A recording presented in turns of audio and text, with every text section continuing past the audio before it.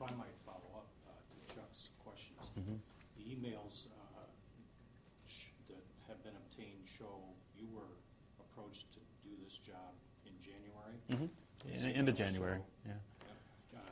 January 30th, 31st? Yeah, end of January. Dates on these. Yeah. You say in one email to Daniel Moss on the 31st, I wouldn't do it. Yeah. Spell out your case why. It also said on the 31st from Daniel Moss to you that Snyder and Bing both agree the best option is simply to go through an orderly Chapter 9. Mm-hmm. And then it talks about how you talk about your email to Corinne Ball, Mm-hmm. copying Stephen Brogan. Mm-hmm. The new law, Public Act 436, provides a thin veneer of a revision, essentially a redo of the prior rejected law that appears to merely adopt the conditions necessary for a Chapter 9 filing. You're pretty adamant here that you're not going to do this. It's a minefield. It's fraught with trouble. What changed your mind? You know, can I read those? Because they may have been prescient. I'm teasing you. No, when I was first approached with this, I mean, we came in with, I think, 21 other law firms to pitch the business to do the job.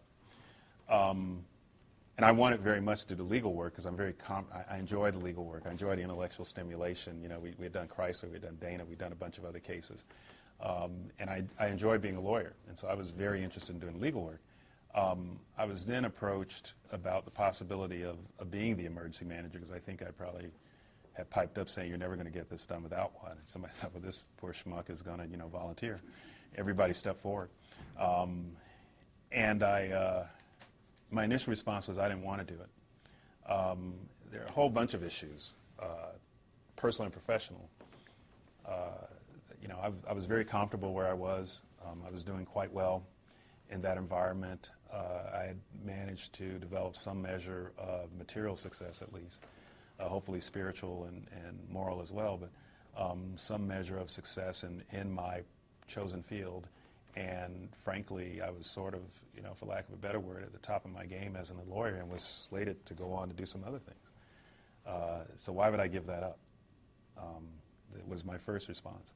Secondly, it's a tremendous cost to my family. My wife's doing an outstanding job. I'm very proud of her. And I didn't want to be away from my family. I have young children. They're meaning a life to me. I didn't want to be away from them. I'm away from them enough in what I do day to day. I had no interest in doing that. And third, I knew it was going to be controversial. I've done this long enough for recognizing that the new law and the other issues, people were going to say this was bad and all this kind of stuff. And after talking with my wife and Steve Brogan and others, they appealed to me and said, look, you are doing well. And sometimes for people in those positions, there's a call to action. And, you're not going to know it right away. You're not going to know it necessarily a month. You have to know a year or two later. When you look in the mirror, what are you going to say to yourself? Somebody came and asked you to do a difficult job, and you said no. How's that going to feel? I mean, you're going to feel like you cut and ran, or did you stand and deliver?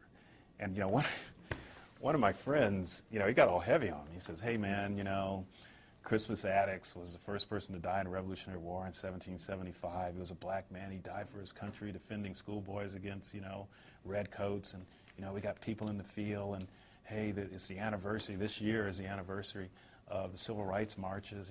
People gave up their lives and their future. And they're just asking you to go work in an air-conditioned office.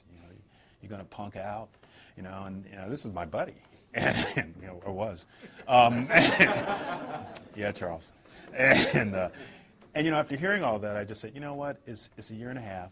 It is going to be controversial, and it is going to be tough, and there are going to be a lot of barbs. But my adopted state of Michigan, where I got both of my degrees, where I have very fond memories, which is a large part due to who I am.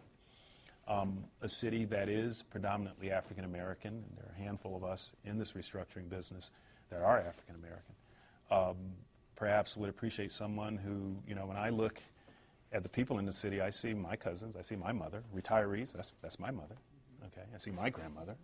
My uncle lived here, Steve Jackson. He came up from the South. He was a Tuskegee Airman, moved here. My cousins are here. And I finally evolved to a decision of, despite all of this chatter and emails, of saying, you know, it sounds like it's the right thing to do. It is a sacrifice. I've had a good life. I had done this before when I went in the federal government for a decade, and it's a short period of time. So rather than looking at it solely from what this means to me, let's look at it from, you know, what you should probably do. Let me just ask a couple Sure. follow-up questions. Sure. Your old law firm, Jones Day, stands to make how much in this case on Detroit's bankruptcy? Tens of millions? Is that a fair statement? They might make tens of millions. They've been writing off quite a bit, but they might make tens of millions. Right. Yeah. No, they're going to make a rate. Yeah, sure. And you severed all ties, you have no financial stake or equity with your old firm? I have resigned all ties with my firm. They have canceled my key fob and access, and my office has been turned, I am told, into another office. I have no ties with Jones Day. Will you go back? Can you go? Yeah, I was gonna say. Can I go back? I would. Well, if I'm not damaged goods by the time I get out of here, maybe. Theoretically, you could go back. I hope and so. get a signing bonus? I mean, No, we don't. You know, Jones, we don't. I was the hiring partner, worldwide hiring partner for 4 years at the firm. We don't do that. We don't have signing bonuses. well, So the there's concept, first Jim. time, there's always- No. The partnership agreement of the firm is very specific. We don't do that. We don't do that. And one of the reasons, I'm not going to get into Jones Day, but one of the reasons when there was going through the crisis 60s is we've never done that. Firm Jones Day has never done that. So one, direct response to your question, I'd like to think I could go back. Two, Chuck, to your question, am I going to go back? I have no plans to go back. Three, is the firm going to make money doing this project? Yes. Yeah, it's not working for free. Yeah. Because let me just make a quick point. These emails talk about, Dan Moss says, Yeah. Time on the back end for you to make up for lost time. And then you specifically said, I wouldn't want it to seem like I have a special deal. Right. On the back end of Yeah, this. no, that's absolutely right. I have no special deal. There are no plans. There's nothing. There's no sub rosa. You know, before I came here, Jim, let's go down that a little bit. Before I came here, I think one of the professional publications consulted 3 ethicists, and then I think one of the professors from U of Michigan, my law school, was talking about how I did not have to resign from my law firm. And in my practice in bankruptcy trustees typically stay at their law firms and hire, it's very common, and hire their law firms in these retentions, and they get to participate. And I'll give you further information. In the bankruptcy code, as a trustee, you get 3% of any distribution payout in bankruptcy, which is sometimes millions, if not tens of millions of dollars, okay? So I not only am not getting that sort of deal on the front end that is very common in bankruptcy, I had been advised that I did not have to resign from my law firm.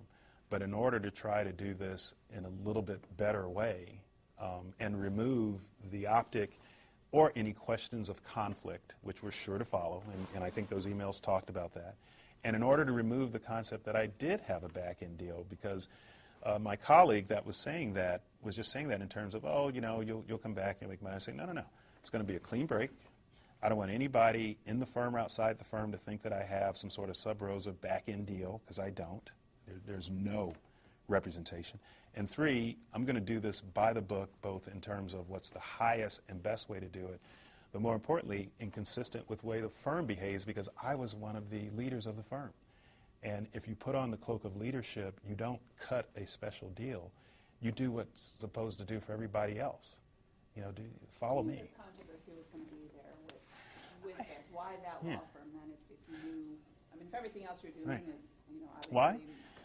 That's, be honest with you, that's the firm that had been selected, and what I said during that process, I don't know if it's in the emails, I said, look, I don't want this to in any way help my law firm if I take this job, or hurt my law firm.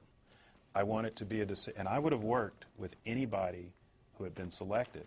But the thing is, that's how we originally got here. We came in requesting to be attorneys for the city, and we were selected. And I have to say, of all the firms that participated, you know, Jones Day's done a little bit of significant representations in its day.